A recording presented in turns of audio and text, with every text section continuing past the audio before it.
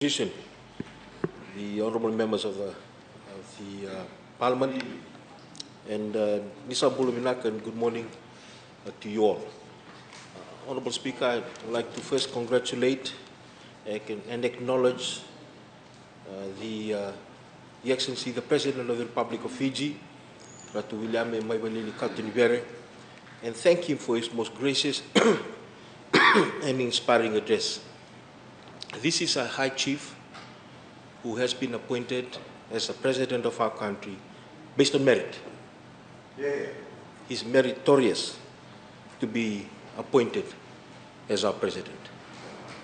He's a High Chief that values everyone in his province, loves everyone, irrespective of ethnicity, race, religion. He's also a champion of both the green planet and the blue planet. And he's worked his way through many areas, including being on the board of many important organizations in which he has played a pivotal role. And he leads by example. And he's done it on the footsteps of his brother, the former Turanga Tumadawata, Ratu Esea Katuriberi. That's his appointment. That's his appointment. And I want us all to understand that by questioning his appointment, you, the members of this Parliament, are questioning his meritorious appointment, questioning his respect from his Vanua, insulting his Vanua, insulting the people of Domatelevu, insulting the people of Unolevu by questioning his appointment. If you are true Itoke on the other side, you wouldn't have done that. You wouldn't have done that. And if I were you, I would be very embarrassed to go to Labasa. Very embarrassed. He reminded us in his principle that we are a democratic nation, creating opportunities and empowering our people. And he has seen the difference between genuine democracy we share today and the systems that fell short of delivering true equality for our people. Honourable Speaker, His Excellency has declared, as a matter of fact, the privileges that equal citizenry has provided for every Fijian. And as I speak, there are many nations across the world that struggle with equal citizenry, including first world countries. The Honourable Prime Minister, this Honourable Prime Minister, despite the many criticisms, forged ahead and ensured that we have a democratic constitution that our children, who are blind to ethnicity, blind to religion, blind to social class, can grow up and foster their innocence and solidify a quest to be the way the world should be. The words of President Mandela is so apt. It is not our diversity which divides us. It is not our ethnicity or religion or culture that divides us. Since we have achieved our freedom, there can only be one division amongst us between those who cherish democracy and those who do not. And if we sit in this August House and we choose to divide ourselves based on ethnicity, based on religion, then we do not cherish our democracy. We do not cherish our democracy. And I urge all of us in Parliament to defend our democracy and our constitution, which we also allegiance to. Because if you don't believe in that constitution, do the honorable thing, stand up, get out, take your bags, out. Do the honorable thing. Honorable Speaker, wait, Honorable Tambua, your time's done. The President also spoke in length about climate change, the legal framework we have in place, and more importantly, the need to encourage large emitting countries to commit to saving our planet now. I take this time to extend my most sincere gratitude to the Honourable Prime Minister, Honourable Jose Aburange Marama, for his unparalleled leadership in our fight against climate change, and also welcome him back in his delegation from the 26th Conference of the Parties in Glasgow. President John F. Kennedy said, and I quote, "Never before has man had such capacity to control his own environment, to end thirst and hunger, to conquer poverty and disease, to banish illiteracy and massive human misery. We have the power to make this the best generation of mankind in the history of the world, or to make it the last," unquote. And these words ring true in relation to climate change. There are countries like Kiribati, for example, in Tuvalu, who are saying that this might be the last generation that fully is able to enjoy what their land and what their sea is able to offer them. And that's why it is incumbent of us, it is incumbent of the Honorable Prime Minister, as the chair of the Pacific Island Forum, to continue to champion the very existence of our generations to come. Fiji's first Prime Minister, the late Turangambala Natunayau Ratu Sir Kamsesemara, while opening the Pacific Vision Festival in Auckland, New Zealand in 1999, said, "But my friends, my brothers and sisters of the Pacific, we know who we are. We carry in our hearts the knowledge that we are bearers of a proud legacy that surely marks us as a people of strength and courage and will. We have survived in our aquatic continent through many centuries." And our Honorable President, our Excellency the President, last week set the tone that we have our nation desire to preserve, conserve not only our forests, not only our land, but also our oceans. And we believe in both a green and a blue planet. Honorable Speaker, our oceans define us. There are no doubt that our oceans are the best source of nutrition. And I can go on, but vitamin A, D, selenium, zinc, iodine, and iron are contained in fish and also omega oil. In Asian and Nordic countries where seafood is dominant cuisine, the life expectancy of both men and women is 4 to 7 years longer than in Western countries. And seaweed is rich in vitamins A, C, and E, and K. Honorable Speaker, I stand also here to thank the whole of government approach and support during the past 20 months of fighting the COVID-19 pandemic. It is obviously Solivaki. Together we can surely rings true. I convey our ministry's gratitude to every driver, data entry clerk, provincial administrator, teacher, civil servant, and volunteer who joined us on the front line. I would like to say, Nawalewu, and thank you. Your gallant efforts have allowed us to enjoy 90% being fully vaccinated and the arrival of the plane yesterday. It was an amazing sight. I shudder at what some of the members on the other side have been talking about.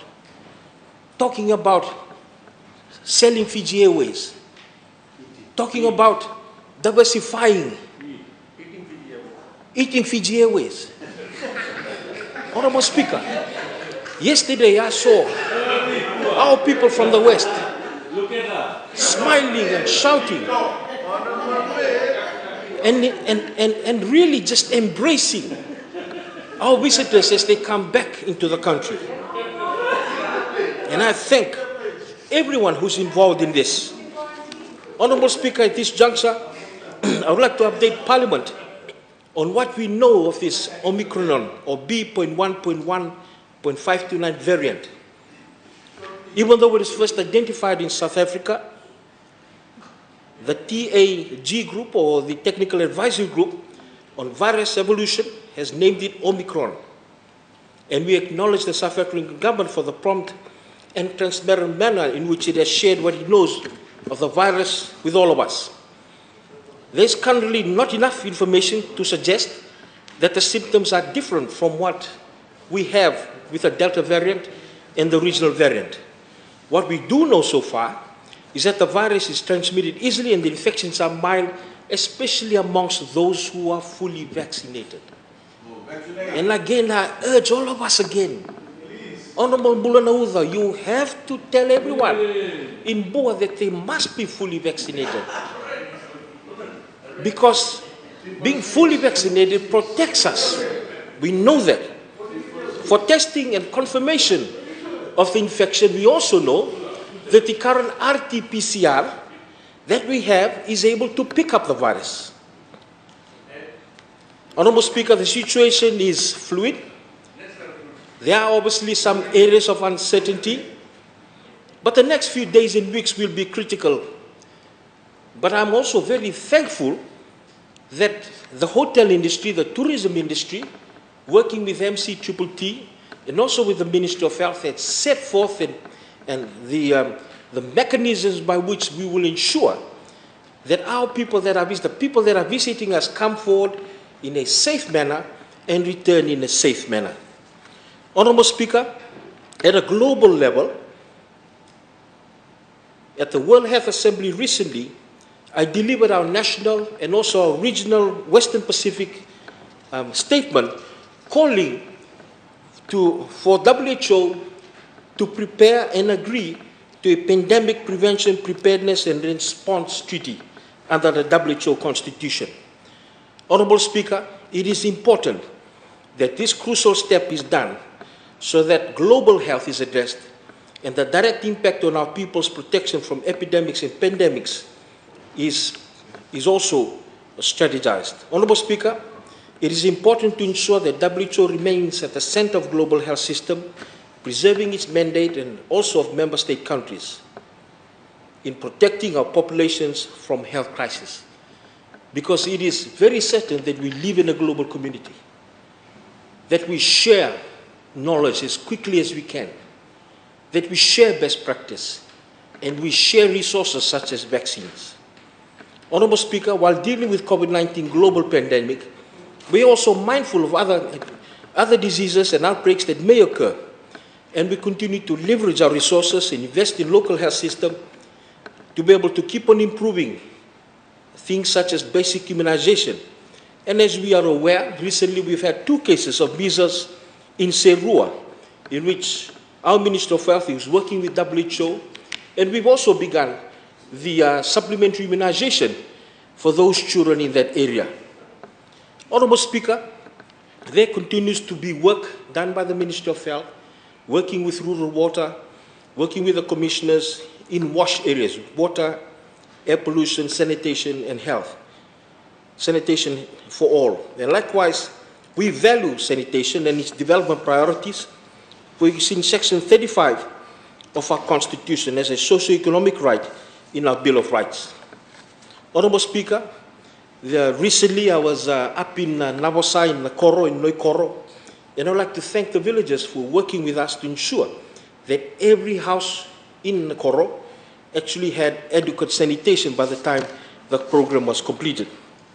Honourable Speaker, we have come in leaps and bounds.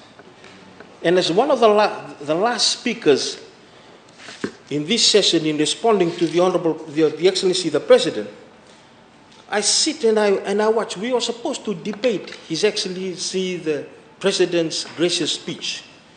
But Honourable Speaker, we went away from there, especially our colleagues on the other side. And I want to reiterate what the Honourable Usamati said. SODELPA is divided. The Vice President has resigned.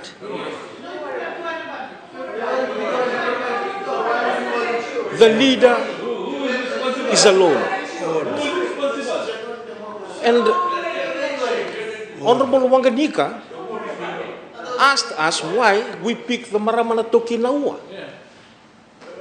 Honourable Speaker, whoever the Honourable Prime Minister and the party leadership wishes to be the president of our party, that's our prerogative. Your party leadership is your prerogative. Honourable Waqainabete question, Honourable Speaker, Honourable Waqainabete question why we picked the Marama Taukei Naua. She's a lady, a chief in her own right. She's merited to be our president. We are very proud of her. Be proud of Ratu Epinisa. That's your party leader or your party president. Be proud of him. You chose him. Be proud of him. We are proud of Marama Taukei Naua. She is our party president. Your party president is Turangana Ratu Epinisa. Please be proud of your party president. We are proud of our party president. Honourable Speaker. Honourable Speaker, please do not question us on our appointing our party president. On this day, where we are wearing black to commemorate the 16 days of activism against violence against women, and you question the merit of our party president, Marama Taukei Naua. She's a lady and a chief in all right. You got it all wrong. Honorable Speaker, they got it wrong. Secondly, the National Federation Party, I was looking through this hand sign. Honorable Speaker, I wanted to see any plan, any strategic plan. There was none, hardly any. All it was complaining. This is a far cry from the previous, as we know, the steeply reached in history National Federation Party. Far cry. And as I speak, I don't see the honorable leader here, the honorable Ngeringeretabo. This is typical of them. They just speak and they run. Speak and they run. This is not how we do politics. This is not how we treat this August House. We give and we take. They can only give, they can't take. I wish the cameras will go to the other side to see how empty it is on the other side. Honorable Speaker, no strategic vision. No strategic vision, Honorable Tikondondua. No strategic vision. And Honorable Speaker, the reason why I raise this is this. The reason why I raise this is this. Whoever SODELPA chooses next to be their party leader, please have some courtesy as honorable members to support that person. Have some courtesy. And please, honorable members from the National Federation Party, when you come to this August House, please come with a plan. Because I want to make it very clear that in these challenging times that we faced, the Honorable Prime Minister has led us this ship safely through this storm. And we are able to sit here and enjoy the privileges we have because we have a good captain. A captain who can weather the storm. A captain who does not run away after only a few months in Parliament. A captain who is not alone because we support him. We are beside him. And I sincerely hope, the Honorable Speaker, that we will all return after the Christmas and New Year better members of this August House. Better members of this August House. Better members of this August House. Honorable Speaker, on that note, I would like to wish you, I want to wish our honorable colleagues on the other side, the Honorable Prime Minister and my honorable colleagues on this side, a Merry Christmas and a Happy New Year. And if by any chance you are traveling through the Lau group, I would be happy to say that Moala will be happy to have you over. Enjoy Christmas. Or if you're traveling up in Neita Siri, you're more than happy also to come and visit us up in Neita Siri. Thank you.